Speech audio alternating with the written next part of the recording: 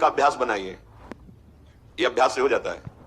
अगर मंत्राकार वृत्ति की अभ्यास है तो एकदम एकाग्र वृत्ति कीजिए, कोलाहल मचा है, बस केवल इतना है कि स्वर गूंज रहा है और अपना मंत्र सुनाई दे रहा है, कोई शब्द अपना प्रभाव नहीं डाल पा रहा है। अभ्यास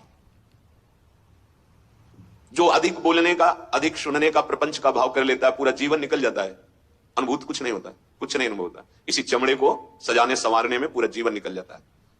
बड़ा विनोद का विषय है। शूरवीर कहा करके कायरता का आचरण दिखाना, यह विनोद का विषय है। भगवत प्राप्ति का लक्ष्य करके चलने वाला उपासक माया के मनोरंजन में विश्राम मान लेना, शरीर सुख को विश्राम मान लेना। प्रपंच में क्या कर रहे हैं, बोले समय नहीं कट रहा था, बैठे बातें कर रहे थे, ये खेल रहे थे, ये कर, समय यहां कम पड़ता है। समय उपासक को उसको लगता है कि और समय बढ़ जाए, और अधिक साधन करूं, निरंतर और नाम जप करूं।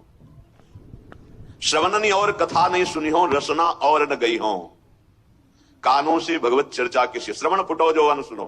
कहां हमारी स्थिति है? बहुत प्रपंच में लाग हो गया है, प्रपंच कथन में, प्रपंच श्रवण में। और सिद्धावस्था कैसे मिलती है? बोले श्रवणनी और कथा नहीं सुनी हो, रसना और न गई। ग्राम्य कथा, विषय कथा, राज कथा नहीं, नहीं, भगवत कथा, केवल भगवत कथा, वही गान करना, वही श्रवण करना। जीव अपनी तरफ प्रमाद किए हुए है, संयम में रखो इसको। बहुत ही दुष्ट स्वभाव बनती चली जा रही। ये खाना, ये खाना, ये खाना, कभी नहीं आ रही। ये नहीं आ रहा कि जब लिखा है राधा नाम सुधा रसम, तो मुझे क्यों नहीं सुधा रस, अमृत रस का अनुभव क्यों नहीं हो रहा? ये कभी चाह नहीं पैदा हो रहा। आज ये समोसा चटनी, आज ये पदार्थ, आज ये पदार्थ, इस दुष्ट को बढ़ावा देते चले जा रहे हैं। रसेंद्री को प्रमाद युक्त मत कीजिए। उपासक यदि सिद्धावस्था में पदार्पण करने का निश्चय बना लिया है तो रसेंद्री को प्रमाद से बचाइए, जीव को संयम में कीजिए। उचित सात्विक भगवत समर्पित आहार, अल्पाहार। किसी को अपनी आंतरिक वृत्ति का परिचय मत दीजिए जब तक भगवदाकार वृत्ति ना आ जाए। उठती है अपनी बात बताने के लिए अंदर से लहर, उसका दमन करो, दबा दो उसे और शमन करो, अंदर ही शांत कर लो। हम वहां गए थे कि हम आज सत्संग में ये बात पकड़ी, हम तो ऐसा साधन कर, बड़ा आनंद आता है हमें तो, जहां माला लिया बस आनंद आता। तुम बोल पाते नहीं आया, तभी आप बोल पाते। जब तक भगवदाकार वृत्ति ना हो जाए तब तक अपनी आंतरिक वृत्तियों को दबाओ, दमन करो, शमन करो अंतर में ही।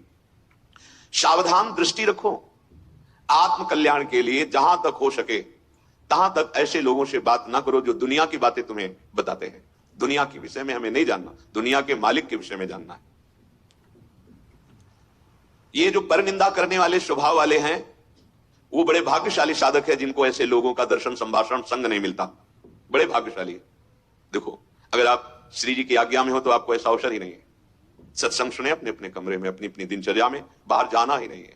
अपने ठाकुर के नाम रूप लीला धाम से रति करो। बाहर गए, रस्ते में मिले, दंडोत या राधे श्याम, शुरुआत यहां से होगी, फिर परिचर्चा, फिर परनिंदा, पहुंचे ठाकुर जी के दर्शन के लिए, वहां से भी पकड़ के कोई दोस्त दर्शन, फिर आए, वही सब मन को गंदा करते। नहीं तो श्री धाम वृंदावन बहुत जल्दी आनंद का अनुभव हो जाए। विषयासक्त पुरुष जब तुम्हें सम्मान देने लगे तो तुम्हें अंदर अंदर जलन होनी चाहिए और दुर्भाग्य का अनुभव होना चाहिए। देखो, सतमार्ग क्या है?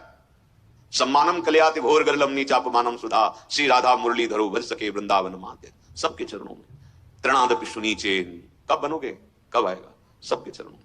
अहो आश्चर्यमयी बात, वो संसार का वेश धारण किए साष्टांग लूटा हुआ है। कितनी अपार श्रद्धा है। और हम श्रद्धा के मार्ग के पथिक होकर के सर भी नहीं झुका सकते।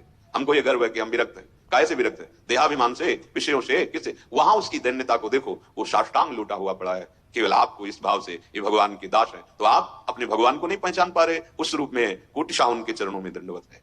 कहीं छू न जाए किसी का प्रणाम, नमस्कार, वंदना, स्तुति, ये कहीं हमारे हृदय को स्पर्श न कर ले, नहीं तो मलिन कर देगी पक्का। विषयासक्त पुरुष द्वारा किया हुआ सम्मान यदि स्वीकार करते हो तो तुम्हारा दुर्भाग्य है। हां, अगर कोई साधु कहता है भगवत मार्ग का, अहोभाग्य तुम्हारे, बहुत सही, चलो आगे, तो हृदय में आनंदित होना चाहिए कि प्रमाण मिल रहा है कि मार्ग सही है, संत वचन मिल रहे हैं। विषयासक्त पुरुष जब सम्मान देता है और उपासक उसी को बटोरना शुरू कर देता है और सौभाग्य मानने लगता है, तो उसके जीवन से भगवान का महत्व खत्म हो जाता है। जो सत्संग से बना महत्व, देहाभिमान फिर वही जागृत हो गया, अपना महत्व। गान भले उनका करे, महत्व अपना स्थापित करेगा। नहीं तो चौथी भगत मम गुनगन करे कपट तज गान। केवल भगवत चर्चा मात्र से भगवत प्राप्ति, भगवत चर्चा श्रवण मात्र से भगवत प्राप्ति। कितने ऐसे उदाहरण है महापुरुषों के चरित्रों में। जो उपासक निकम्मा पड़ा रहना अपने को समझता है साधना, नहीं नहीं, सिद्धों वाले आचरण नहीं करना, उनकी भगवदाकार वृत्ति है। वो खड़े हैं या पड़े हैं, चल रहे हैं या खा पी रहे हैं, या विषयी पुरुषों के बीच में भी बैठे, कोई फर्क नहीं पड़ता। कर्माणि श्रुति बोधितानि नितराम कुर्वन्तु कुर्वन्तु मां गूढ़ाचर्य रसास्रगादि विषयान ग्रहणन्तु मुंचन्तु वा। जिस समय वो बहिर्मुख पुरुषों के पास बैठे हैं उस समय भगवदानंद में डूबे हुए, एक एक वृत्ति भगवदाकार है। आप उनका अनुकरण न करें, उनके वचनों का अनुकरण करें जो उनके वचन कह रहे हैं। जो ये समझता है कि अकेला में बस पड़े रहना, मांग के खा लिया, तो काम क्रोध लोभ मोह मद मत्सर ये ऐसे नहीं जीते जाते। जीवन में उपासक के हृदय में आराम की तो कोई